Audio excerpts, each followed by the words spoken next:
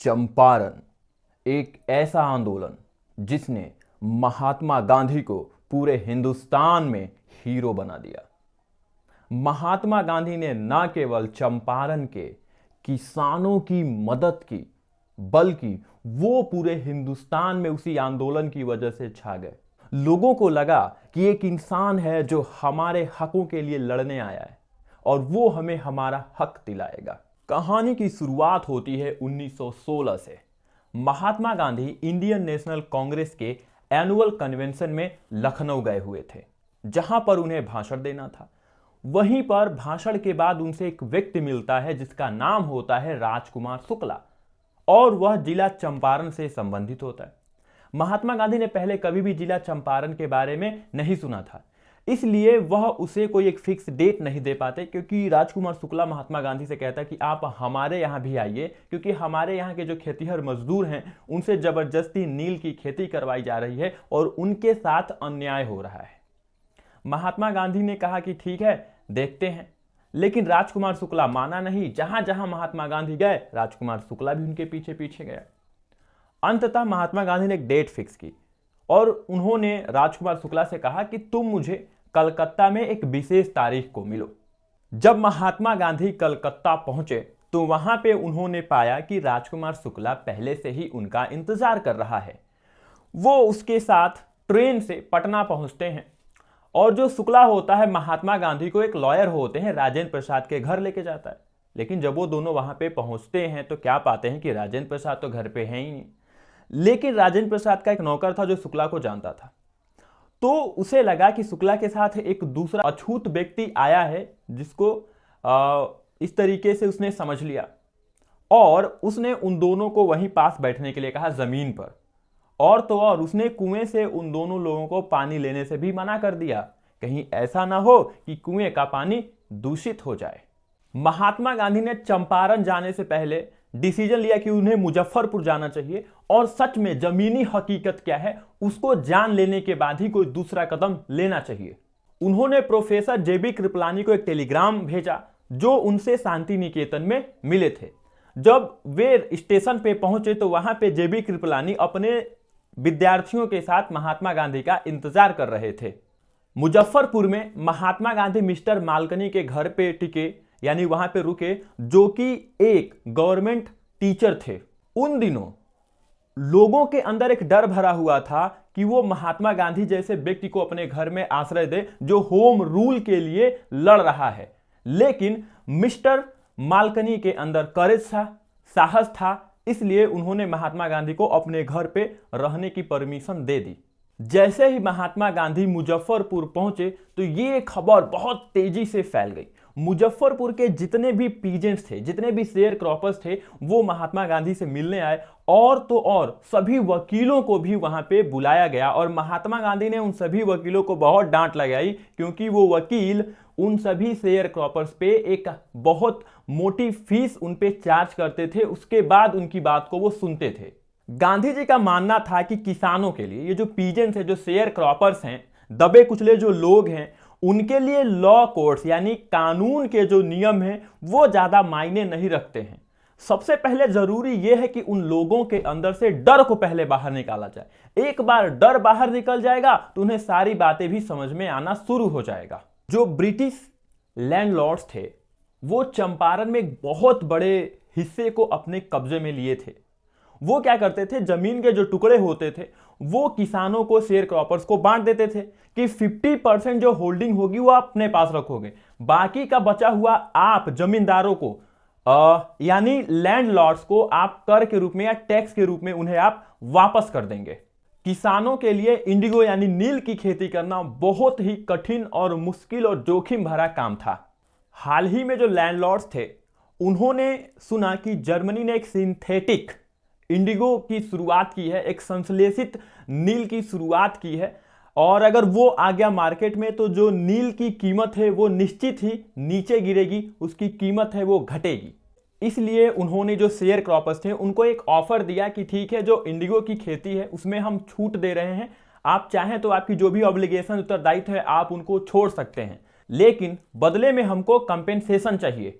बहुत से जो किसान थे वो कंपेंसेशन देने के लिए तैयार हो गए, सहमत हो गए। कुछ किसान थे जो इसके अगेंस्ट थे, जिन्होंने इसका विरोध किया। थोड़े समय के बाद सभी किसानों को भी पता चल गया कि सिंथेटिक जो नील है या सिंथेटिक इंडिगो है वो क्या होता है। उसके बाद जो भी शेयर क्रॉपर्स थे उन्होंने लैंडलॉर्ड से अपने जो दिए हुए पैसे थे उनसे वापस मांगने की बात कही। फिर क्या हुआ, दोनों के बीच में एक झगड़ा छिड़ गया। जो लैंडलॉर्ड थे उन्होंने ठग रख लिए और जो शेयर क्रॉपर्स थे उन्होंने वकील रख लिए। और इसी बीच महात्मा गांधी चंपारण पहुंच गए। उन्होंने सबसे पहले मामले की जांच पड़ताल की और इसके लिए वो secretary of the British landlords association के पास गए। सेक्रेटरी ने महात्मा गांधी को कोई भी जानकारी देने से मना कर दिया। उसने कहा कि देखिए आप आउटसाइडर हैं, बाहरी हम आपको जानकारी नहीं दे सकते। तो महात्मा गांधी ने कहा मैं आउटसाइडर नहीं हूं। और अगली बार क्या हुआ कि जो तिरहुत के ब्रिटिश ऑफिशियल कमिश्नर थे उन्होंने महात्मा गांधी को बुलाया।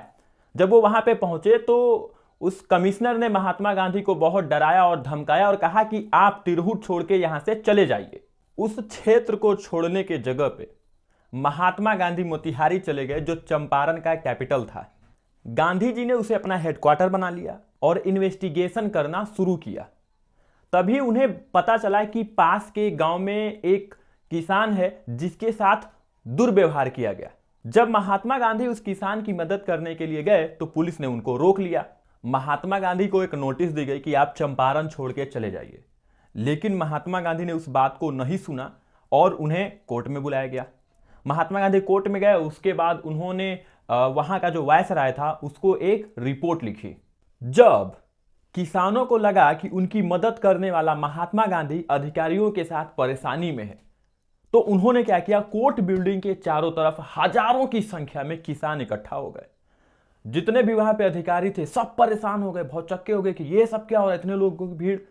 फिर महात्मा गांधी आए और सभी अधिकारियों की मदद की और उन्होंने मिल करके भीड़ को शांत किया।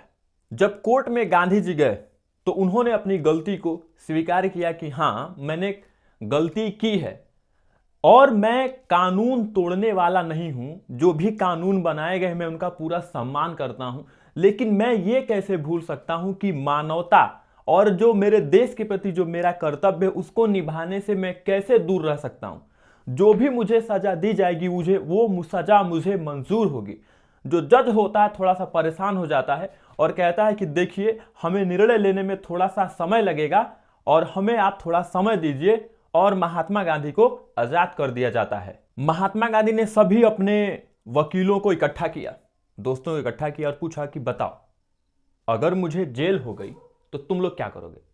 तो उन्होंने कहा देखिए अब कोई अगुवाई करने के लिए तो रहेगा नहीं, तो हम लोग भाई अपने घर चले जाएंगे।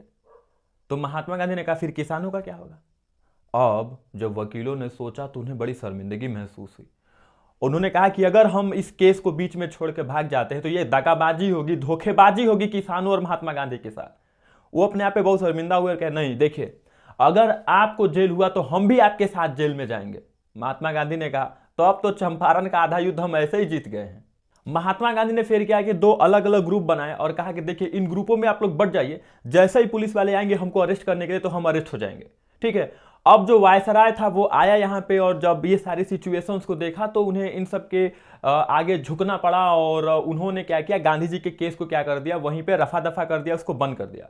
और ये गांधी जी की पहली बार नागरिक अवज्ञा की जीत थी। गांधी जी और सभी वकीलों ने मिल करके इंक्वायरी करने की कोशिश की, तो उस इंक्वायरी में लगभग 10,000 किसान सामने निकल के आए। जितनी भी इंफॉर्मेशन थी सब इंफॉर्मेशन को इकट्ठा किया गया। महात्मा गांधी को sir Edward get the lieutenant governor के द्वारा बुलाया गया। महात्मा गांधी 4 बार उनसे मिलने गए और कमीशन ने इसमें इंक्वायरी करने के लिए उनको एक नियुक्ति दे दिया कि ठीक है आप इस टाइम पे आकर के इंक्वायरी अपनी जारी रखवा सकते हैं। गांधी जी अगले 7 महीने तक चंपारण में रहे और वहां पे रह करके पूरा का पूरा इन्वेस्टिगेशन वो करते रहे। एक आधिकारिक जांच पड़ताल उन बड़े जमींदारों के खिलाफ की गई। महात्मा गांधी ने कहा कि हमें आप 50% वापस कर दी, तो जो बड़े जमींदार थे उन्होंने कहा नहीं हम सिर्फ 25% ही वापस करेंगे। तो गांधी जी सहमत हो गए, उन्होंने कहा ठीक है 25% ही वापस कर दो। और इस तरीके से ये एक मोरल जीत थी महात्मा गांधी की। और जैसे ही ये डेडलॉक टूटा, जितने भी बिग लैंडलॉर्ड्स थे या जितने भी बड़े जमींदार थे उन सब ने अपने सम्मान को खो दिया।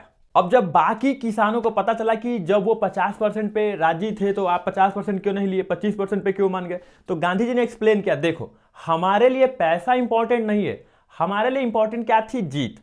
अब इस मोरल जीत से, इस मोरल विक्ट्री से क्या होगा कि जितने भी लैंडलॉर्ड्स हैं वो अपनी मान प्रतिष्ठा को खो चुके हैं।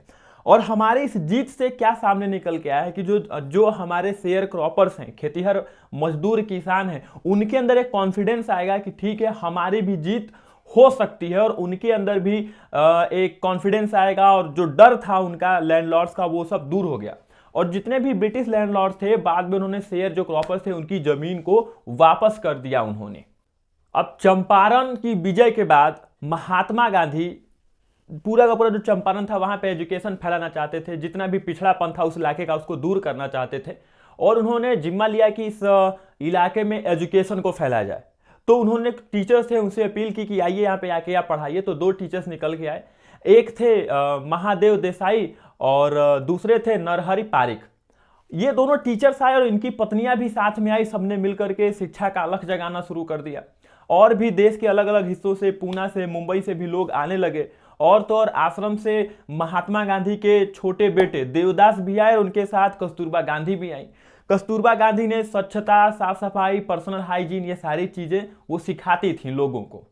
और तो और चंपारण के जितने भी गांव थे वहां की जो हेल्थ कंडीशन थी वो भी बहुत खराब थी, वहां के लोग स्वस्थ ज्यादा नहीं रहते थे। तो महात्मा गांधी ने एक स्वयं सेवक डॉक्टर से कहा कि आप आकर के अपनी हमें सेवा 6 महीने के लिए दीजिए।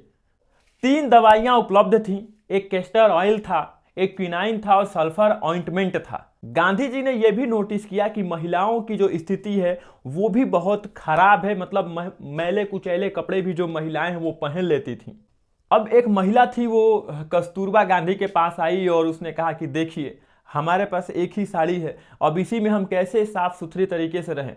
तो कस्तूरबा ने सबको कैसे साफ सुथरा रहना है, किस तरीके से, और उसके बाद महात्मा गांधी आते जाते रहते थे आश्रम में, और साफ सफाई के जितने भी काम थे और स्वच्छता के काम थे, शिक्षा के सारे कामों को बराबर वो देखते रहे। चंपारण की जो घटना थी वो महात्मा गांधी की जिंदगी का सबसे बड़ा टर्निंग पॉइंट था। उसने महात्मा गांधी की लाइफ को पूरी तरीके से बदल के रख दिया, क्योंकि महात्मा गांधी का प्रयास था कि किस तरीके से वो जो आम आदमी है उसकी समस्या को वो दूर कर सकते हैं। महात्मा गांधी की जो राजनीति थी वो आम जनता की समस्याओं को दूर करने से थी, मतलब कितने मिलियंस लोगों की या करोड़ों लोगों की समस्या को कैसे वो दूर कर सकते थे। और तो और वो उनका ये भी था कि किस तरीके से जो भी किसान है, जो आम आदमी है, वो निडर होकर के अपने पैरों पे खड़ा होना वो सीख सके। Charles fear Andrews Mahatma Gandhi का बहुत बड़ा भक्त था। वो महात्मा गांधी के पास आया और कहा कि देखिए मैं आपकी मदद करना चाहता हूं आपकी इस लड़ाई में।